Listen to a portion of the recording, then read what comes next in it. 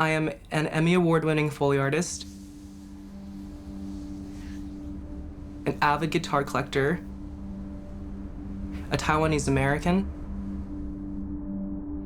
and also transgender.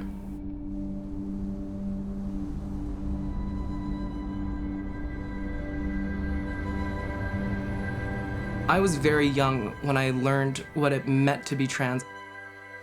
I was really feminine and definitely uncomfortable being male. I read this article by the LA Times about this young trans woman, Gwen Araujo. She had been murdered, and her murderers had just gone through trial, and they had used the trans panic defense, as we call it. Simultaneously, I learned and realized that A, I'm trans, B, I will eventually transition. I want to be a real person. And C, that it's a dangerous thing to transgress gender norms. It is a dangerous thing to be trans. I went through college and I came to the conclusion that I really wanted to understand what spoke to me artistically first. I said that I could handle not being myself for just a little bit longer, if not to just access and figure out what it means to make art. What a Foley artist spends a lot of their time doing is creating prop sounds. Basically, anything the actor touches or handles, we kind of have to give it a sound. Sometimes we use the real deal, an iPhone 3GS, you know, pulling the phone out of their pocket, putting it against their ear. Let's say you're working on a Gladiator movie. Real refrigerator filled with fake food. Trying to get out of the elevator because the killer is right above you.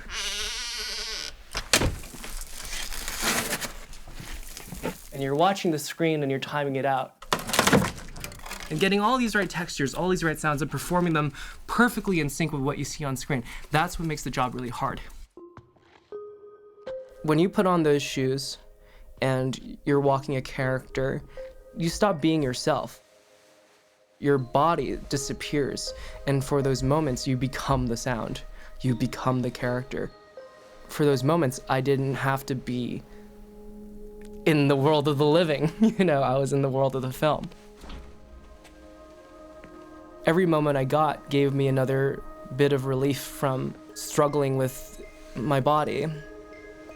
But it got to a point on the Foley stage where my discomfort with who I was as a person was starting to affect my work. The first time I came out was to my mom. She said to me, "You will always be my child. I will always love you. I will always be there for you when I can. I will always be your mother." I'm really lucky in that regard. When you're raised and assigned female at birth, and you're taught all these beauty routine things, if you subscribe to it, you have your entire life to kind of like learn how to do everything properly and like to get nuance and technique down. I'm certainly not the most, you know, maximalist when it comes to my makeup. The whole idea of putting on a ton of product on my face doesn't really appeal to me on days where we're gonna be running around in dirt or running around in, you know, doing body falls on concrete, you know. I don't need all that extra stuff on my face to get in the way of shooting Foley. June of 2016 was such a strange and beautiful month for me. Besides the fact that I came out to all my friends and my family and my coworkers, it was also the first time that I was faced with the bureaucratic nightmare of being trans. I would lock myself up in this room and get dressed and present the way I wanted to present myself. Simultaneously, I felt so free, but felt so trapped in this apartment. You know, this is a strange paradox. And so finally one day I was like, to hell with it. Unlock that door and just step out.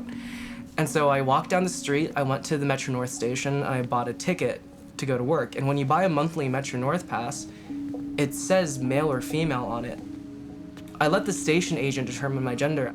I just said, okay, I just need one monthly pass from Grand Central to Peekskill. And he printed the ticket out, he gave it to me, and it said F on it for female. And I stopped and I realized the implication was, oh crap, now when I go on the train, I have to present as female every time. Also, why the heck do they have male or female on these commuter passes? Like, what's the history behind that? That's so strange.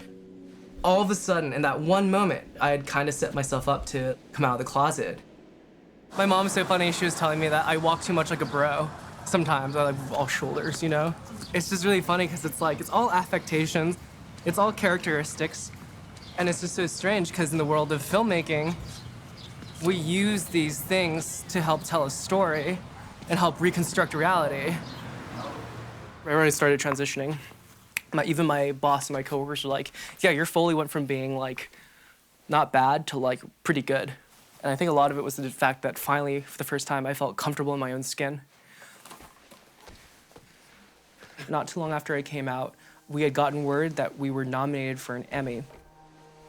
I never went to prom as myself.